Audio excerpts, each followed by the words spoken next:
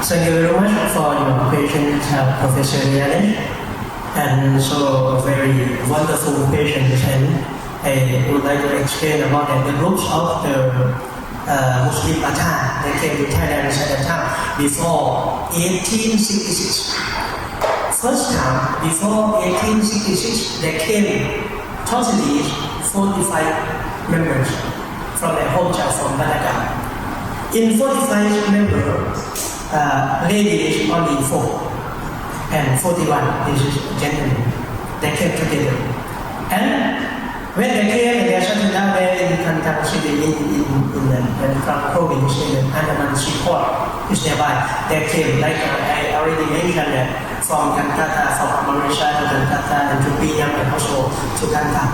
When they came and they reached to the Thai kingdom and 4 ladies and 41 gentlemen. 41 gentlemen mostly they are married with the Thai local people, and some of them convert them to become Muslim. Some of Pathan also became Buddhist. I found some of them became Buddhist, but they have a good relation. But for the ladies, they are married with the Pathan only because they need to keep the pure of Pathan who settle down in Thailand. And like the case in Nakhon Si Thammarat province also, some of the, we call him Baba, we call him Bara Khan. Bara is a biggest one, right? Some say Bara. The Bara Khan became first, and after that he married with the Thai local women. And after that, they brought his friend from their hometown and to marry with his daughter.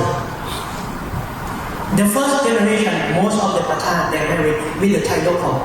But the second generation, they married with the Pathan because they need to be pure. And after that, some of the Pathan descendants who settled down in Thailand, the daughter was sent back to Pakistan to marry with the Pakistanis. And both of them came again to Thailand and settled down. I met all of them in Nakhon Si Thammarat also, in Chiang Rai also, and in Kantang also. First thing. Second thing is about how can they sustain their mother tongue. Yeah. When they have son, and then raising their children, and most of the Pathan culture, they need to send their son back to Pakistan to learn Pakistani language, Pashto, to learn Urdu, to learn everything about Pakistani culture.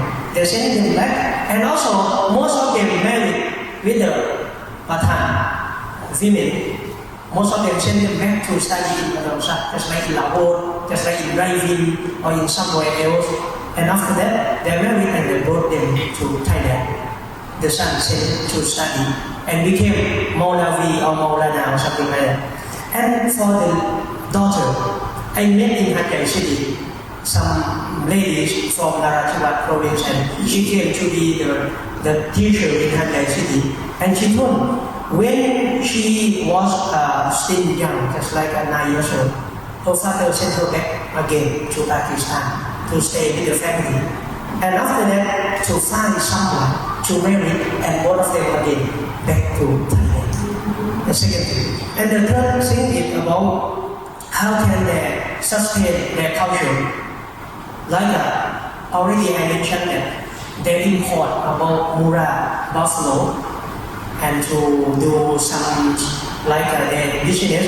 The first of the Muslim Pathan, I think that I found in the framework that most of them they do the business about selling buffalo from any part of to Kantang and send from Kantang to Malaysia.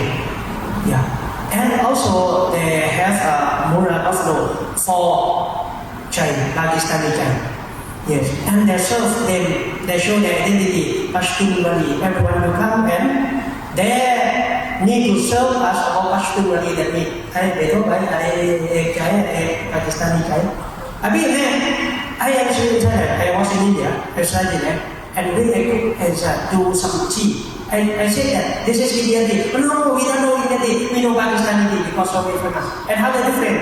I told them the difference is Indian tea. We have बहुत मसाला है अच्छा वाला बहुत गरम सब्जी Okay. Thank you. Thank you.